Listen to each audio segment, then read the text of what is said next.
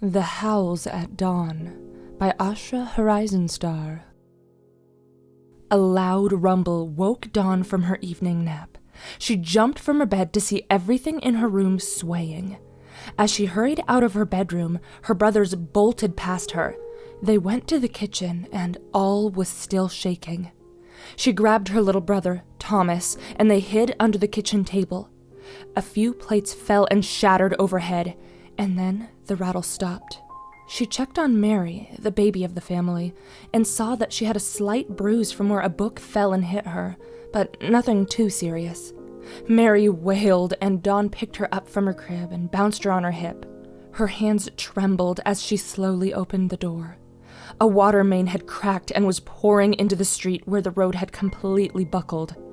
It had looked as though the hand of God had come down and folded the next street in half.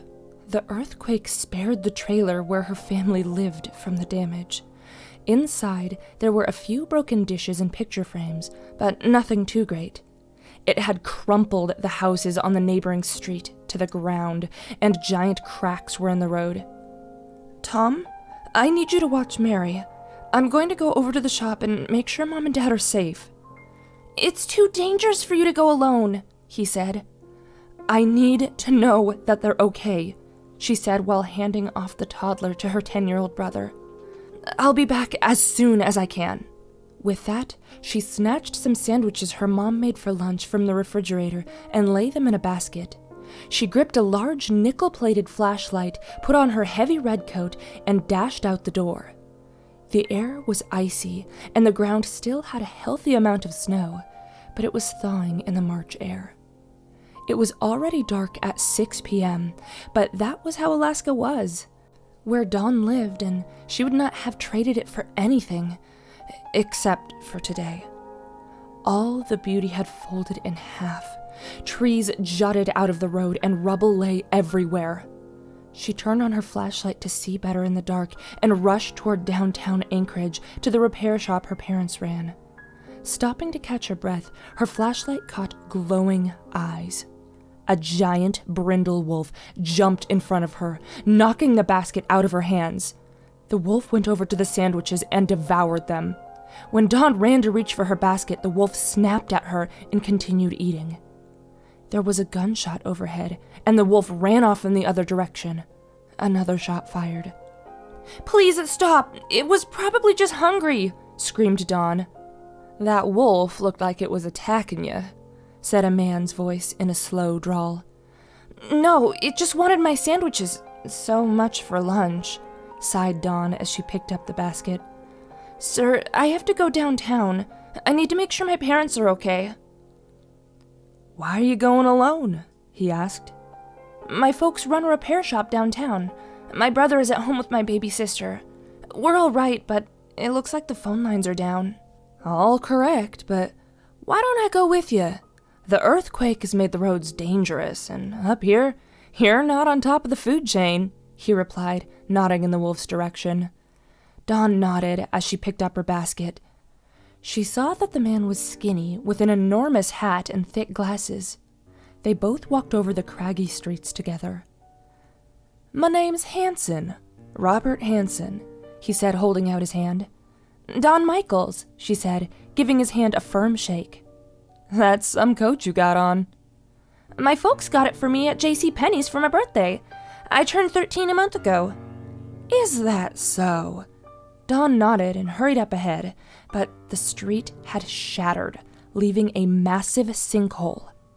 "What do I do now?" sobbed Dawn. "I know a way," he said, nodding his head past the rubble. "Thank you, Mr. Hanson." He grabbed her hand firmly and pulled away from the road toward the deep pine forest. "Are you sure you recognize the way, sir?" asked Dawn. "Of course I do." "Well, are you sure the woodlands are the best course? As you said, we're not on top of the food chain, and there may be bears, wolves, or angry moose out that way."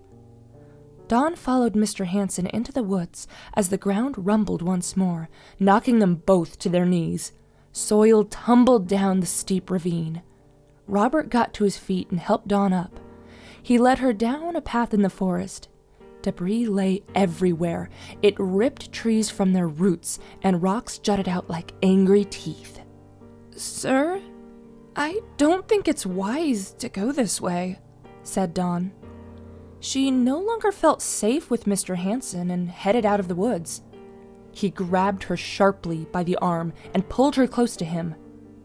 "You're gonna have to trust me." "No!" she yelled as she struggled to break free. "You're not on top of the food chain, little girl. I am," he added as he pointed a gun at her. His body pressed against hers, and she felt cold steel on her neck. She wanted to scream for help, but she was so far in the wilderness, she knew no one would hear her. She knew she should have listened to her brother. It was too dangerous to go alone with the wild animals and aftershocks, but she never thought a person would hurt her. People were here to help. When the nights got cold and dark, they were there to be beside you and keep you warm. Now she would never feel warm again. Tears fell from her eyes. Out of nowhere, she heard a low growl. Looking up, she saw the brindle wolf from earlier, only now it had its pack mates. They surrounded Mr. Hansen. He aimed and shot at one of them, but the bullet flew wild. Dawn struck him in the head with her flashlight, and he fell unconscious. The brindle wolf licked Dawn on the hand and watched her. Its eyes were a beautiful warm gold. Dawn saw that the wolf was female and appeared as though she might have been nursing. "Thank you, Mrs. Wolf," she said, dusting herself off. The wolf seemed to almost nod and then trotted off into the forest after her pack. Dawn headed back to the road, and a large army truck greeted her. A gruff, older man piled her into the rig. "What are you doing out here? They have called martial law on the city of Anchorage. Tsunamis have struck coastal towns like Kodiak, and landslides are wreaking total devastation." "I need to see my parents," said Dawn. She gave the address of their store to the gruff man in the truck. Driving downtown, she saw it had devastated everything. JCPenney's had all but sunk under the asphalt. It ripped roads in half, and gas and water lines were burst, pouring everywhere. They stopped outside the repair shop. It was crumpled to the ground, but her mother and father stood. She saw her dad had a large goose egg on his head, but her mom looked uninjured. Dawn embraced them, and the army truck took them to the hospital for examination. Her father only suffered a mild concussion, and her mom was fine. A cab dropped them off at their trailer. Rushing in, they hugged Thomas and Mary, relieved that their house and children were well. "I appreciate you went looking for us, but never do something that stupid again," sighed her mother. "I'd rather have you home safe. Something could have happened." Dawn nodded. She was about to tell her about the man when she heard a howl outside. She looked out the window and saw the brindle wolf. "It's all right, Mama. I gave her some sandwiches and she's been following me." "You know, if you feed 'em, you'll never get rid of 'em," her dad said, raising an eyebrow. "That's okay. The earthquake scared her," said Dawn. The wolf wagged her tail, and she could see the smaller eyes of 4 pups looking back at her. The mama wolf then gathered her young and headed off into the woods. "I think she just wanted to say goodbye." "Just be vigilant. They're dangerous animals," her dad said. "Yes, Papa, but I think man is the most fatal." "I suppose you're right, Dawn. Be careful who you trust. At least most of God's creatures are pure in their intention." Dawn nodded at this, and overhead the northern lights shimmered, and she heard howls in the distance as she settled down for bed. Anchorage eventually got back on its feet after the earthquake. Her parents finally had their shop again, and all was well. She never did see Mrs. Wolf again, but would occasionally hear howls in the night that comforted her. They arrested Robert Hansen and charged him with killing over 17 women. Dawn felt lucky that she had survived, all by the luck of a furry guardian angel.